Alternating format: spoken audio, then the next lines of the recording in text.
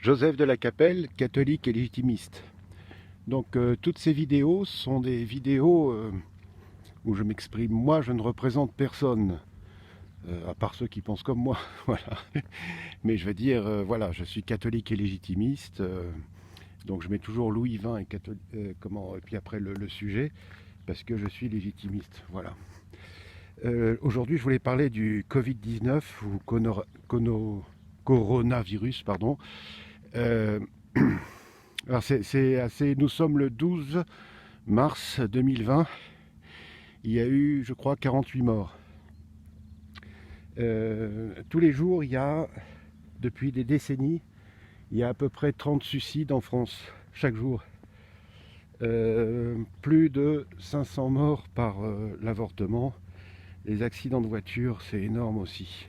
Donc je ne veux pas du tout relativiser. Et puis un virus effectivement qui est quand même assez mortel. Quand on voit le nombre de gens contaminés et le nombre de gens qui meurent, c'est quand même assez conséquent.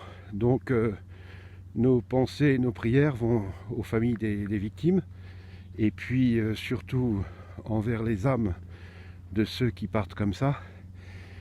Mais ce que je veux dire, c'est que il y a beaucoup de sujets dont on ne parle jamais, surtout par exemple en France, le suicide ou l'avortement. L'avortement, c'est... là, je parle au niveau de l'Église, est considéré comme quelque chose de plus grave encore que le meurtre. Si vous avez tué quelqu'un, un prêtre peut vous absoudre. Un avortement, ça relève de l'évêque. Donc c'est plus important. Et, euh, et ça montre aussi la différence qu'il y a entre ce qu'on devrait être, c'est-à-dire l'homme sacré, l'homme dans la lumière de Dieu et dans la grâce de Dieu, et l'homme économique. Et la confusion se fait à ce niveau-là. C'est-à-dire que même avant la loi de 1974, il y avait pas mal d'avortements en France. Ça veut dire l'État, ça montre quand même l'état de dégénérescence spirituelle dans lequel nous sommes. Voilà, il n'y a pas de... C'est ce que ça indique.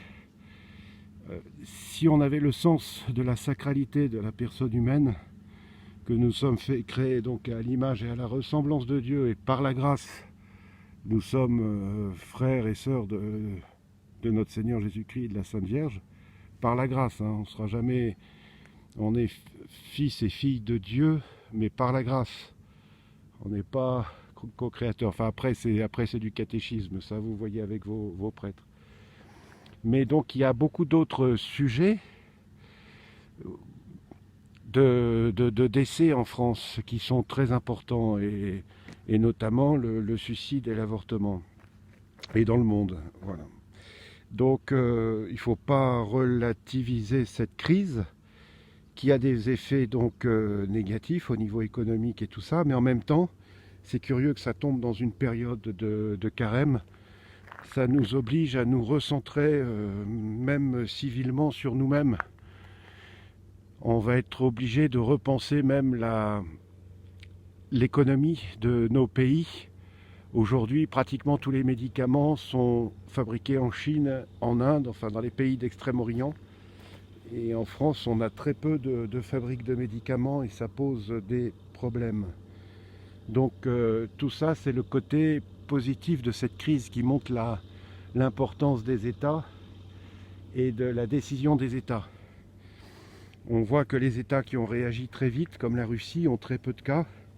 Et nous qui avons réagi tard, même plus tard que certaines compagnies d'aviation, par exemple Air France, a réagi très bien, assez vite, et a stoppé les vols qui venaient de la Chine.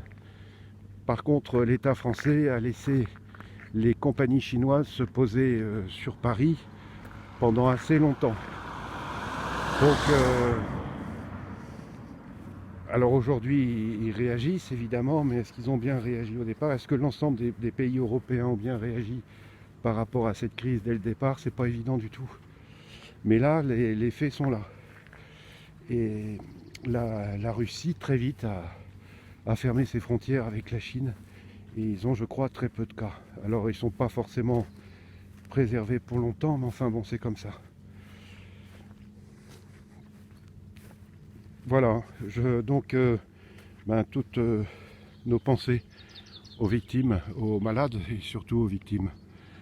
À très bientôt, Sainte Jeanne d'Arc, Saint Padre Pio, Sainte Thérèse de l'Enfant Jésus, Saint Louis, roi de France et de Navarre, priez pour nous, Saint Michel Archange, défendez la France et la Sainte Église. À très bientôt et bon courage à vous.